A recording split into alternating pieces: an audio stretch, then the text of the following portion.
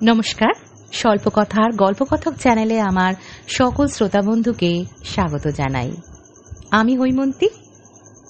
আজকের নিবেদন রবীন্দ্রনাথ ঠাকুরের লেখা গল্প ইচ্ছাপূরণ। গল্প পাঠ যদি ভালো লেগে থাকে তাহলে চ্যানেলটিকে সাবস্ক্রাইব করার অনুরোধ রইল। তাহলে শুনতে থাকুন আজকের গল্প। সুবলচন্দ্রের ছেলেটির নাম সুশীল চন্দ্র, কিন্তু সকল সময় নামের মতো মানুষটি হয় না। সেই জন্যই সুবলচন্দ্র কিছু দুর্বল ছিলেন এবং সুশীল চন্দ্র বড় শান্ত ছিলেন না। ছেলেটি পাড়া শুদ্ধ লোককে অস্থির করিয়া বেড়াইত, সেজন্য বাপ মাঝে মাঝে শাসন করিতে ছুটিতেন। কিন্তু বাপের পায়ে ছিল বাত, আর ছেলেটি হরিণের মতো দৌড়াইতে পারিত। কাজেই কিল চর চাপড় সকল সময় ঠিক জায়গায় গিয়া পড়িত না। কিন্তু সুশীল চন্দ্র দৈবাত যেদিন ধরা পড়িতেন সেদিন তাহার আর রক্ষা থাকিত না। আজ শনিবারের দিনে 2টার সময় স্কুলের ছুটি ছিল, কিন্তু আজ স্কুলে যাইতে সুশীলের কিছুতেই মন উঠিতেছিল না। তাহার অনেকগুলো কারণ ছিল। একে তো আজ স্কুলে ভূগোলের পরীক্ষা, তাহাতে আবারও পাড়ায় বসেদের বাড়ি আজ সন্ধ্যার সময় বাজি পোড়ানো হইবে। সকাল হইতে সেখানে ধুমধাম চলিতেছে। সুশীলের ইচ্ছা সেইখানেই আজ দিনটা কাটাইয়া দেয়।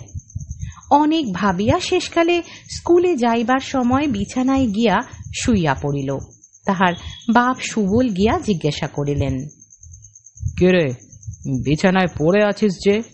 আজ স্কুলে যাবি নে? সুশীল বলিল, আমার পেট কামড়াচ্ছে, আজ আমি স্কুলে যেতে পারবো না। সুবল তাহার মিথ্যা কথা সমস্ত বুঝিতে পারিলেন। মনে মনে বলিলেন, রসো, একে আর জব্দ করতে হবে। এই বলিয়া কহিলেন, পেট কামড়াচ্ছে, তবে আর তোর কোথাও গিয়ে কাজ নেই। বসেদের বাড়ি বাজি দেখতে হরিকে একলাই পাঠিয়ে দেব। তোর জন্য আজ লজেন জুস কিনে রেখেছিলুম, সেও আজ খেয়ে কাজ নেই। তুই এখানে চুপ করে পড়ে থাক, আমি খানিকটা পাচন তৈরি করে নিয়ে আসি। এই বলিয়া তাহার ঘরে শিকল দিয়া সুবলচন্দ্র খুব তিতো পাচন তৈয়ার করিয়া আনিতে গেলেন। সুশীল মহা মুশকিলে পড়িয়া গেল। লজেঞ্জু সে যেমন ভালোবাসিত, পাচন খাইতে হইলে তাহার তেমনি সর্বনাশ বোধ হইত। ওদিকে আবার বসেদের বাড়ি যাইবার জন্য কাল রাত হইতে তাহার মন ছটফট করিতেছে, তাহাও বুঝি বন্ধ হইল। সুবলবাবু যখন খুব বড় এক বাটি পাচন লইয়া ঘরে ঢুকিলেন, সুশীল বিছানা হইতে ধরফর করিয়া উঠিয়া বলিল, আমার পেট কামড়ানো একেবারে সেরে গেছে, আমি আজ স্কুলে যাব। বাবা বলিলেন, না না, সে কাজ নেই, তুমি পাচন খেয়ে এইখানে চুপচাপ করে শুয়ে থাকো। এই বলিয়া তাহাকে জোর করিয়া পাচন খাওয়াইয়া ঘরে তালা লাগাইয়া বাহির হইয়া গেলেন। সুশীল বিছানায় পড়িয়া কাঁদিতে কাঁদিতে সমস্ত দিন ধরিয়া কেবল মনে করিতে লাগিল যে, আহা, যদি কালই আমার বাবার মতো বয়স হয়, আমি যা ইচ্ছা তাই করিতে পারি, আমাকে কেউ বন্ধ করে রাখতে পারে না। তাহার বাপ সুবল বাবু বাহিরে একলা বসিয়া বসিয়া ভাবিতে লাগিলেন যে, আমার বাপ মা আমাকে বড় বেশি আদর দিতেন বলেই তো আমার ভালো রকম পড়াশোনা কিছু হলো না। আহা, আমার যদি সেই ছেলেবেলা ফিরে পাই, তাহলে আর কিছুতেই সময় নষ্ট না করে কেবল পড়াশোনা করে নিই। ইচ্ছা ঠাকরুন সেই সময় ঘরের বাহির দিয়া যাইতেছিলেন। তিনি বাপের ও ছেলের মনের ইচ্ছা জানিতে পারিয়া ভাবিলেন, আচ্ছা, কিছুদিন ইহাদের ইচ্ছা পূর্ণ করিয়াই দেখা যাক। এই ভাবিয়া বাপকে গিয়া বলিলেন, তোমার ইচ্ছা পূর্ণ হইবে, কাল হইতে তুমি তোমার ছেলের বয়স পাইবে। ছেলেকে গিয়া বলিলেন, কাল হইতে তুমি তোমার বাপের বয়সী হইবে। শুনিয়া দুইজনে ভারী খুশি হইয়া উঠিলেন। বৃদ্ধ সুবলচন্দ্র রাত্রে ভালো ঘুমাইতে পারিতেন না, ভোরের দিকটায় ঘুমাইতেন। কিন্তু আজ তাহার কি হইল, হঠাৎ খুব ভোরে উঠিয়া একেবারে লাফ দিয়া বিছানা হইতে নামিয়া পড়িলেন। দেখিলেন খুব ছোট হইয়া গেছেন। পড়া সব দাঁতগুলো গজিয়া উঠিয়াছে। মুখের গোঁফ দাড়ি সমস্ত কোথায় গেছে তাহার আর চিহ্ন নাই। রাত্রে যে ধুতি আর জামা পরিয়া শুইয়াছিলেন, সকালবেলায় তাহা এত ঢিলা হইয়া গেছে যে হাতের 2 আস্তিন প্রায় মাটি পর্যন্ত ঝুলিয়া পড়িয়াছে। জামার গলা বুক পর্যন্ত নামিয়াছে। ধুতির কোচাটা এতই লুটাইতেছে যে পা ফেলিয়া চলাই দায়। আমাদের সুশীল চন্দ্র অন্যদিন ভোরে উঠিয়া চারিদিকে দৌরাত্ম্য করিয়া বেড়ান, কিন্তু আজ তাহার ঘুম আর ভাঙে না। যখন তাহার বাপ সুবল চন্দ্রের চেঁচামেচিতে সে জাগিয়া উঠিল, তখন দেখিল কাপড় চোপড়গুলো গায়ে এমনই আটিয়া গেছে যে ছিঁড়িয়া ফাটিয়া কুটি কুটি হইবার জো হইয়াছে। শরীরটা সমস্ত বাড়িয়া উঠিয়াছে। কাঁচা পাকা গোফে দাড়িতে অর্ধেক মুখ দেখাই যায় না। মাথায় এক মাথা চুল ছিল, হাত দিয়া দেখে সামনে চুল নাই। পরিষ্কার টাক চক চক করিতেছে। আজ সকালে সুশীল চন্দ্র বিছানা ছাড়িয়া উঠিতেই চায় না। অনেকবার তুড়ি দিয়া উচ্চস্বরে হাই তুলিল, অনেকবার এপাশ ওপাশ করিল। শেষকালে বাপ সুবল চন্দ্রের গোলমালে ভারী বিরক্ত হইয়া উঠিয়া পড়িল। দুজনের মনের ইচ্ছা পূর্ণ হইল বটে, কিন্তু ভারী মুশকিল বাঁধিয়া গেল। আগেই বলিয়াছি, সুশীল চন্দ্র মনে করিত যে সে যদি তাহার বাবা সুবল চন্দ্রের মতো বড় এবং স্বাধীন হয়, তবে যেমন ইচ্ছা গাছে চড়িয়া, জলে ঝাঁপ দিয়া, কাঁচা আম খাইয়া, পাখির বাচ্চা পাড়িয়া দেশময় ঘুরিয়া বেড়াইবে। যখন ইচ্ছা ঘরে আসিয়া যাহা ইচ্ছা তাহাই খাইবে, কেহ বারণ করিবার থাকিবে না। কিন্তু আশ্চর্য এই, সেদিন সকালে উঠিয়া তাহার গাছে চড়িতে ইচ্ছাই হইল না। পানা পুকুরটা দেখিয়া তাহার মনে হইল, এই হাতে ঝাঁপ দিলেই আমার কাঁপুনি দিয়া জ্বর আসিবে। চুপচাপ করিয়া দাওয়ায় একটা মাদুর পাতিয়া বসিয়া বসিয়া ভাবিতে লাগিল। একবার মনে হইল, খেলাধুলোগুলো একেবারে ছাড়িয়া দেওয়াটা ভালো হয় না, একবার চেষ্টা করিয়াই দেখা যাক। এই ভাবিয়া কাছে একটা আমড়া গাছ ছিল, সেইটাতেই উঠিবার জন্য অনেক রকম চেষ্টা করিল। কাল যে গাছটাতে কাঠ বিড়ালির মতো তর তর করিয়া চড়িতে পারিত, আজ বুড়া শরীর লইয়া সে গাছে কিছুতেই উঠিতে পারিল না। নিচেকার একটা কচি ডাল ধরিবা মাত্র সেটা তাহার শরীরের ভারে ভাঙিয়া গেল এবং বুড়া সুশীল ধপ করিয়া মাটিতে পড়িয়া গেল। কাছে রাস্তা দিয়া লোক চলিতেছিল, তাহারা বুড়াকে ছেলে মানুষের মতো গাছে চড়িতে ও পড়িতে দেখিয়া হাসিয়া অস্থির হইয়া গেল। সুশীল চন্দ্র লজ্জায় মুখ নিচু করিয়া আবার সেই দাওয়ায় মাদুরে আসিয়া বসিল। চাকরকে বলিল, ওরে, বাজার থেকে 1 টাকার লজেন জুস কিনে আন। লজেন জুসের প্রতি সুশীল চন্দ্রের বড় লোভ ছিল। স্কুলের ধারের দোকানে সে রোজ নানা রঙের লজেন জুস সাজানো দেখিত। 2-4 পয়সা যাহা পাইত তাহাতেই লজেন জুস কিনিয়া খাইত। মনে করিত, যখন বাবার মতো টাকা হইবে তখন কেবল পকেট ভরিয়া ভরিয়া লজেন জুস কিনিবে এবং খাইবে। আজ চাকর 1 টাকায় 1 রাস লজেন জুস কিনিয়া আনিয়া দিল। তাহারই একটা লইয়া সে দন্তহীন মুখের মধ্যে পুড়িয়া চুষিতে লাগিল, কিন্তু বুড়ার মুখে ছেলে মানুষের লজেন জুস কিছুতেই ভালো লাগিল না। একবার ভাবিল, এগুলো আমার ছেলে মানুষ বাবাকে খাইতে দেওয়া যাক। আবার তখনই মনে হইল, না, কাজ নাই, এত লজেন জুস খাইলে উহার আবার অসুখ করিবে। কাল পর্যন্ত যে সকল ছেলে সুশীল চন্দ্রের সঙ্গে কাবাডি খেলিয়াছে, আজ তাহার সুশীলের সন্ধানে আসিয়া বড় সুশীলকে দেখিয়া দূরে ছুটিয়া গেল। সুশীল ভাবিয়াছিল, বাপের মতো স্বাধীন হইলে তাহার সমস্ত ছেলে বন্ধুদের সঙ্গে সমস্ত দিন ধরিয়া কেবলই হাডুডুডু শব্দে কাবাডি খেলিয়া বেড়াইবে, কিন্তু আজ রাখাল, গোপাল, অক্ষয়, নিবারণ, হরিশ এবং নন্দকে দেখিয়া মনে মনে বিরক্ত হইয়া উঠিল। ভাবিল, চুপচাপ করিয়া বসিয়া আছি, এখনই বুঝি ছোড়াগুলো গোলমাল বাঁধাইয়া দিবে। আগেই বলিয়াছি, বাবা সুবলচন্দ্র প্রতিদিন দাওয়ায় মাদুর পাতিয়া বসিয়া বসিয়া ভাবিতেন, যখন ছোট ছিলাম তখন দুষ্টুমি করিয়া সময় নষ্ট করিয়াছি। ছেলে বয়স ফিরিয়া পাইলে সমস্ত দিন শান্ত শিষ্ট হইয়া ঘরে দরজা বন্ধ করিয়া বসিয়া কেবল বই লইয়া পড়া মুখস্থ করি। এমনকি সন্ধ্যার পরে ঠাকুরমার কাছে গল্প শোনাও বন্ধ করিয়া প্রদীপ জ্বালিয়া রাত্রি 10টা-11টা পর্যন্ত পড়া তৈয়ারি করি।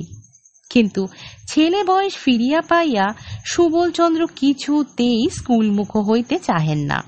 সুশীল বিরক্ত হইয়া আসিয়া বলিত, বাবা স্কুলে যাবে না? সুবল মাথা চুলকাইয়া মুখ নিচু করিয়া আস্তে আস্তে বলিতেন, আজ আমার পেট কামড়াচ্ছে, আমি স্কুলে যেতে পারবো না। সুশীল রাগ করিয়া বলিত, পারবে না বই কি? স্কুলে যাওয়ার সময় আমারও অমন ঢের পেট কামড়েছে, আমি ওসব জানি। বাস্তবিক সুশীল এত রকম উপায় স্কুল পালাইত এবং সে এত অল্প দিনের কথা যে তাহাকে ফাঁকি দেওয়া তাহার বাপের কর্ম নহে। সুশীল জোর করিয়া ক্ষুদ্র বাপটিকে স্কুলে পাঠাইতে আরম্ভ করিল।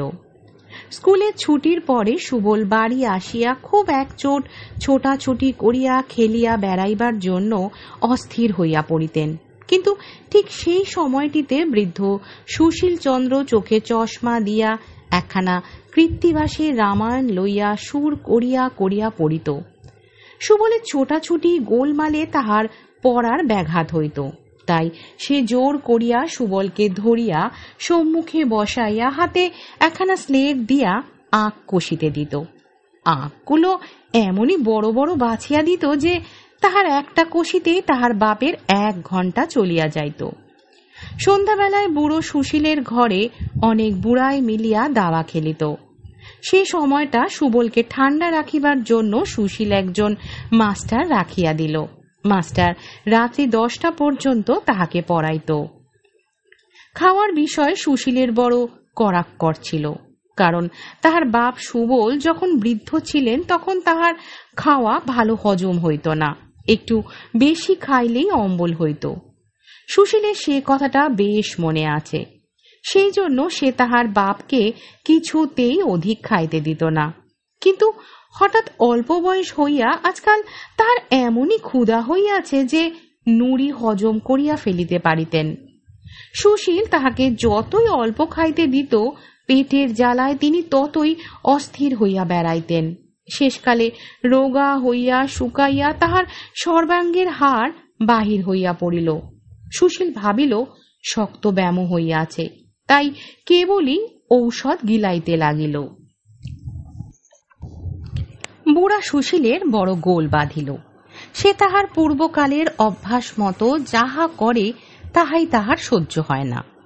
পূর্বে সে পাড়ায় কোথাও যাত্রাগানের খবর পাইলেই বাড়ি হইতে পালাইয়া হিমে হোক বৃষ্টিতে হোক সেখানে গিয়া হাজির হইত। আজিকার বুড়া সুশীল সেই কাজ করিতে গিয়া সর্দি হইয়া কাশি হইয়া গায়ে মাথায় ব্যথা হইয়া 3 হপ্তা শয্যাগত হইয়া পড়িয়া রহিল। চিরকাল সে পুকুরে স্নান করিয়া আসিয়াছে, আজও তাহাই করিতে গিয়া হাতের গাঁট পায়ের গাঁট ফুলিয়া বিষম বাত উপস্থিত হইল। তাহার চিকিৎসা করিতে 6 মাস গেল। তাহার পর হইতে 2 দিন অন্তর সে গরম জলে স্নান করিত এবং সুবলকেও কিছুতেই পুকুরে স্নান করিতে দিত না। পূর্বেকার অভ্যাস মতো ভুলিয়া তক্তপোষ হইতে সে লাফ দিয়া নামিতে যায়, আর হাড়গুলো টন টন ঝনঝন করিয়া ওঠে। মুখের মধ্যে আস্ত পান পুড়িয়াই হঠাৎ দেখে দাঁত নাই, পান চিবানো অসাধ্য। ভুলিয়া চিরুনি ব্রুশ লইয়া মাথা আঁচড়াইতে গিয়া দেখে প্রায় সকল মাথাতেই টাক। এক একদিন হঠাৎ ভুলিয়া যাইত যে সে তাহার বাপের বয়সী বুড়া হইয়াছে এবং ভুলিয়া পূর্বের অভ্যাস মতো দুষ্টুমি করিয়া পাড়ার বুড়ি আন্দি পিসির জলের কলসে হঠাৎ ঠন করিয়া ঢিল ছুড়িয়া মারিত। বুড়া মানুষের এই দুষ্টুমি দেখিয়া লোকেরা তাহাকে মার মার করিয়া তাড়াইয়া যাইত।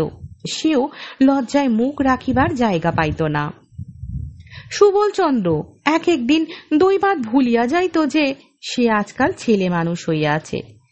আপনাকে পূর্বের মতো বুড়া মনে করিয়া যেখানে বুড়া মানুষেরা তাস পাশা খেলিতেছে সেইখানে গিয়া সে বসিত এবং বুড়ার মতো কথা বলিত। শুনিয়া সকলেই তাহাকে যা যা খেলা করগে যা, জ্যাঠামি করতে হবে না বলিয়া কান ধরিয়া বিদায় করিয়া দিত। হঠাৎ ভুলিয়া মাস্টারকে গিয়া বলিত, দাও তো তামাকটা, দাও তো খেয়ে দেখি। শুনিয়া মাস্টার তাহাকে বেঞ্চের ওপর এক পায়ে দাঁড় করাইয়া দিত। নাপিতকে গিয়া বলিত, ওরে বেজা, কদিন আমাকে কামাতে আসিসনি কেন? নাপিত ভাবিত ছেলেটি খুব ঠাট্টা করিতে শিখিয়াছে। সে উত্তর দিত, আর বছর 10 বাদে আসবো ক্ষণ। আবার এক একদিন তাহার পূর্বের অভ্যাস মতো তাহার ছেলে সুশীলকে গিয়া মারিত। সুশীল ভারী রাগ করিয়া বলিত, পড়াশোনা করে তোমার এই বুদ্ধি হচ্ছে? এক রত্তি ছেলে হয়ে বুড়ো মানুষের গায়ে হাত তোলো। অমনি চারিদিক হইতে লোকজন ছুটিয়া আসিয়া কেহ কিল, কেহ চর, কেহ গালি দিতে আরম্ভ করে। তখন সুবল একান্ত মনে প্রার্থনা করিতে লাগিল যে, আহা, যদি আমি আমার ছেলে সুশীলের মতো বুড়ো হই এবং স্বাধীন হই, তাহা হইলে বাঁচিয়া যাই। সুশীলও প্রতিদিন জোর হাত করিয়া বলে, হে দেবতা, আমার বাপের মতো আমাকে ছোট করিয়া দাও, মনের সুখে খেলা করিয়া বেড়াই। বাবা যেরকম দুষ্টুমি আরম্ভ করিয়াছে উহাকে আর আমি সামলাইতে পারি না, সর্বদা ভাবিয়া অস্থির হইলাম। হঠাৎ ইচ্ছা ঠাকুরুন আসিয়া বলিলেন, কেমন, তোমাদের শখ মিটিয়াছে? তাহারা দুজনেই গড় হইয়া প্রণাম করিয়া কহিলেন, দোহাই ঠাকুরুন, মিটিয়াছে। এখন আমরা যে যাহা ছিলাম আমাদিগকে তাহাই করিয়া দাও। ইচ্ছে ঠাকুরুন বলিলেন, আচ্ছা, কাল সকালে উঠিয়া তাহাই হইবে। পরদিন সকালে সুবল পূর্বের মতো বুড়া হইয়া এবং সুশীল ছেলে হইয়া জাগিয়া উঠিলেন। দুজনেরই মনে হইল যে স্বপ্ন হইতে জাগিয়াছি। সুবল গলা ভার করিয়া বলিলেন, সুশীল, ব্যাকরণ মুখস্থ করবে না?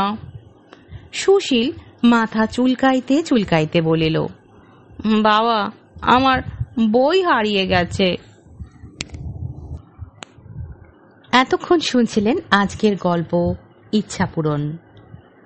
গল্প পাঠ কেমন লাগলো অবশ্যই কমেন্ট বক্সে জানাবেন। আপনাদের কমেন্ট আমাকে আমার কাজে উৎসাহিত করে।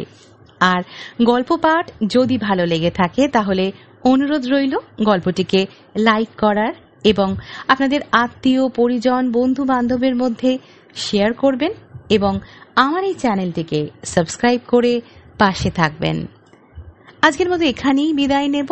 ফিরে আসব আবারও একটি ভিন্ন স্বাদের গল্প নিয়ে। ভালো থাকবেন, সুস্থ থাকবেন।